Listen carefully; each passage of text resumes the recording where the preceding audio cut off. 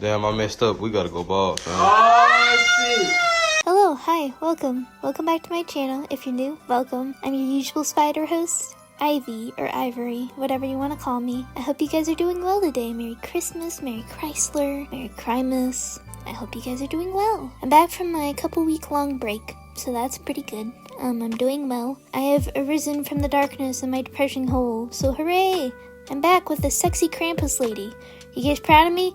I made something hot, so you guys can eat before Christmas. Hooray! Essentially what I'm doing today is that I'm redrawing a Krampus girl I made back in 2021, and I'm kind of going over basic Krampus lore since there's kind of a mix.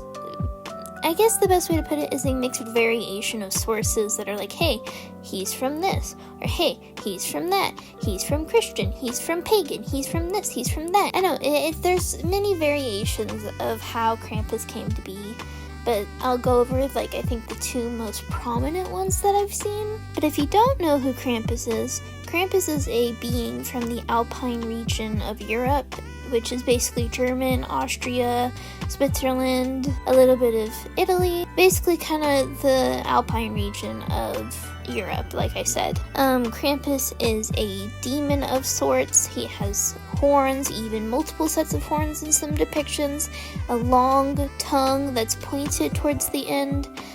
He is seen with a bag or a basket, a birch switch, I think it's called, or a swatch. It's one of the others. It's a bundle of sticks that are made from birch wood, and he would beat children with them. He's also known to have chains. He's also known to have bells on him. He has very many depictions in different versions of him.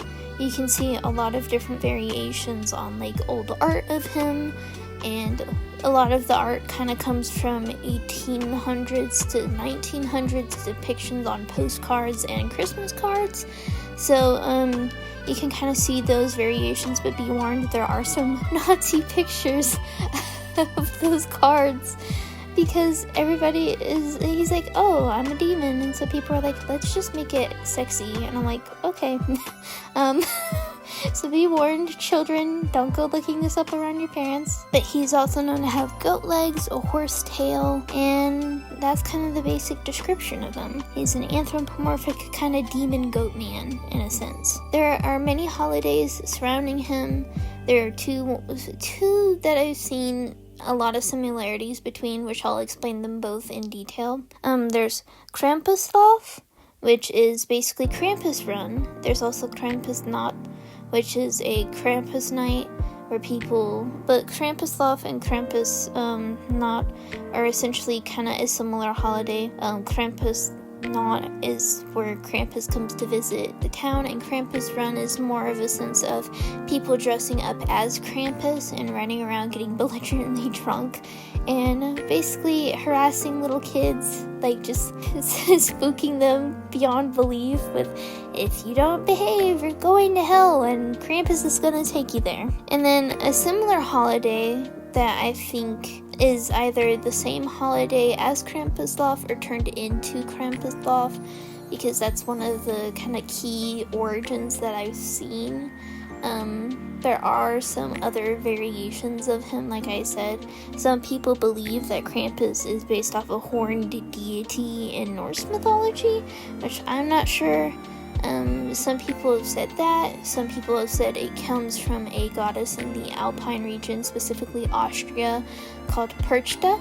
Perchta is a winter goddess that comes around the 12 days of Christmas, in a sense, and there's a big feast, and essentially if you're good all year, she puts a silver coin in your shoe, and if you're bad all year, she tears your guts open, stuffs you full of straw and pebbles, and then sews you back together and leaves you there to die, essentially. So, kind of like both sides of the coin, where she's St. Nicholas and both Krampus at the same time. So you were either good or you're either dead. So, fun pagan origins. But perchtenlauf, if you don't know, is something including Perchta as a goddess. Perchta had some sort of servants, in a sense. I guess they would be servants or spirits that would accompany her, and they're called perchten, and they look a lot or very similar to modern day Krampus. People would dress up as perchten and spook away evil spirits by dressing up as them in like these extravagant furs and these masks, like how people do in modern day Krampuslauf. And so they would dress up with these big poofy coats, these scary masks, and basically go around getting belligerently drunk, kind of like how you do in Krampuslauf. And so people have drawn similarities between perchtenlauf and Krampuslauf, so there's kind of a mix between those holidays in a sense.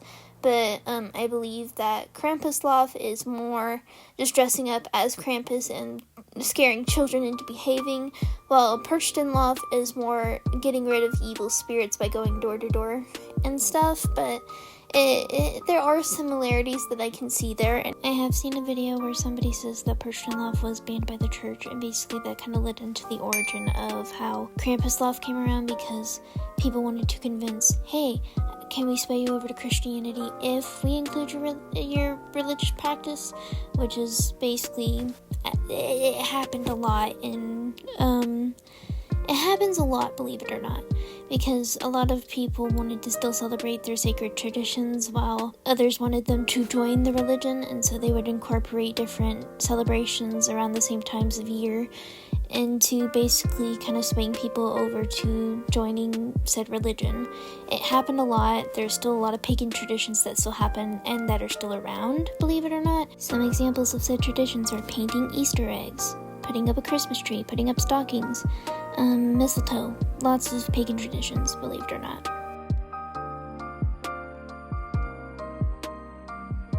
A lot of it has to go into the interpretation of who kind of reads into Krampus, in a sense. I'm not going to pick or choose. I'm personally Wiccan, so I would be more inclined to believe the pagan roots of Krampus, in a sense, because I can see a lot of similarities in how people would connect Krampus to that, in a sense, and have it kind of be accompanied into another religion that was just starting up at the time. So, like I've always said, it truly depends on who's looking at the origin and who believes what could be the origin. It could be both a mix of pagan and Christian background, but some people want to refute one side or the other because my religion's right and your religion's wrong.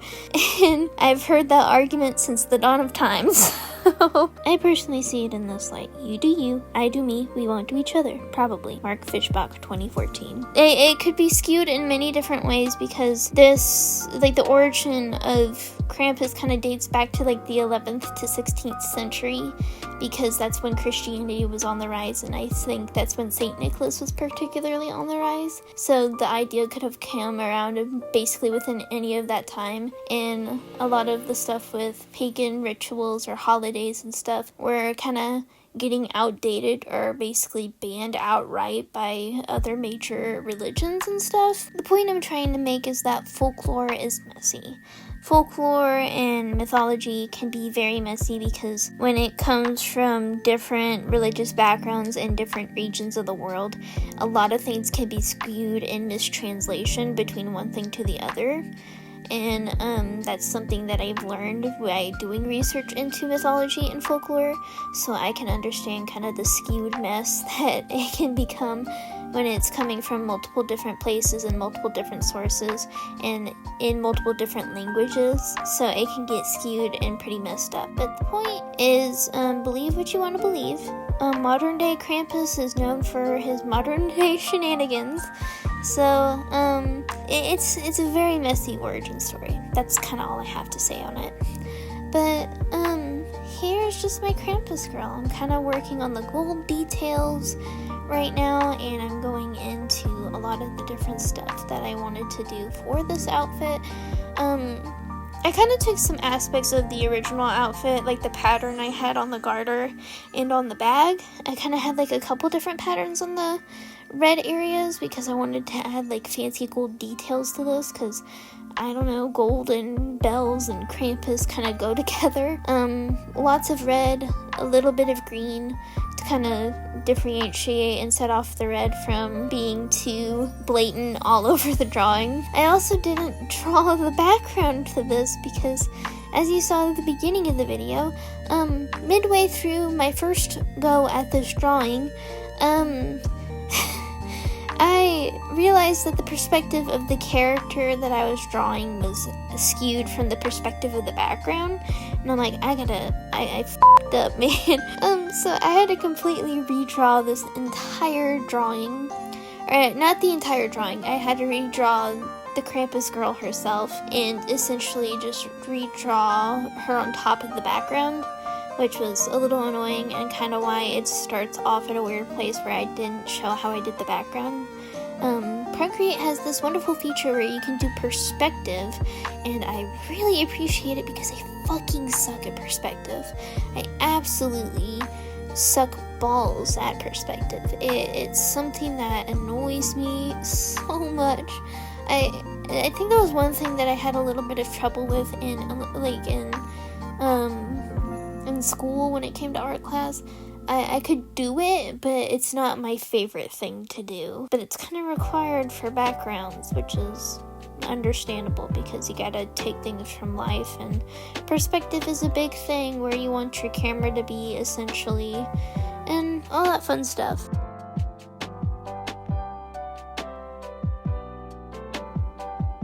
I also like how I did the hair. The hair is some of my favorite parts about this drawing. I kind of faded out the top of the highlights where it kind of faded into the color of the normal, I guess the normal shade of brown, but it still had like sharp edges to kind of give it the highlight sense where it's like, hey, that's the part of the hair that's the highlight. It kind of, I don't know, I like how I did it.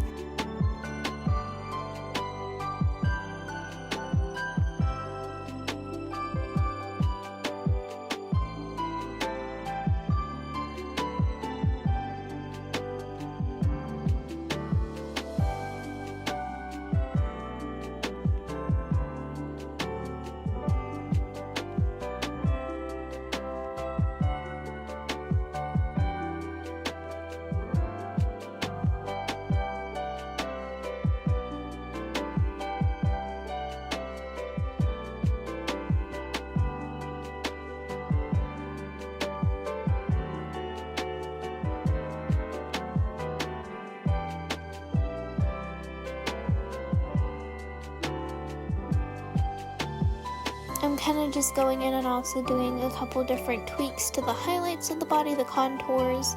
I'm very particular with how I want the highlights and contours of the body to look like.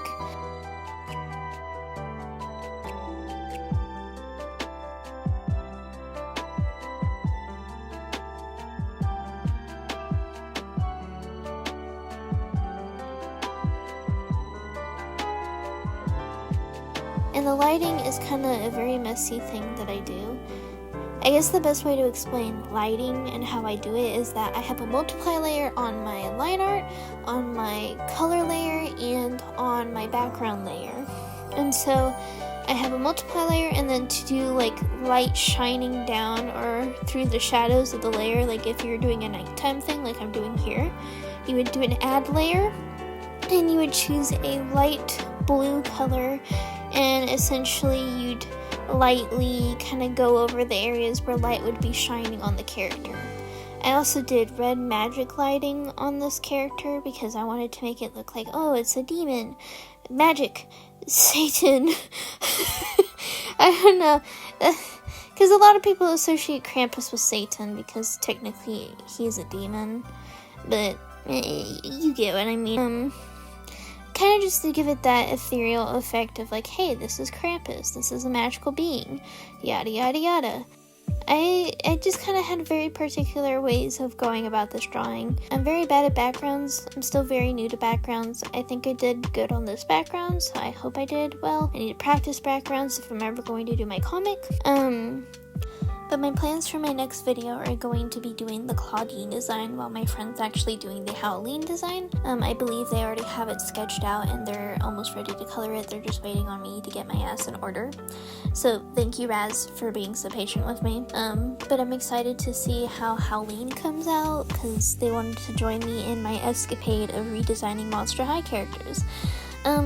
I'll eventually get back to Monster High, but I want to take a break from Monster High for a little bit and maybe focus on a new series where I'm designing little slime girls off of Slime Rancher characters. For instance, there's the puddle slime, so I want to kind of do different variants of slime girls, and there's already so many slimes in Slime Rancher 1 and 2 so far, so it'd be a fun way to kind of get into more character design stuff, because that's kind of what I've wanted to get into ever since I was young, that or animation. So, I hope you guys enjoyed this video, hope you enjoyed me rambling about random folklore shenanigans, and I hope you enjoyed the sexy Krampus lady. I know Moon did. Thank you, Moon. Anyways, have a good day, have a Merry Christmas, have a Happy Hanukkah, whatever you celebrate. Have a wonderful time this year. Bye!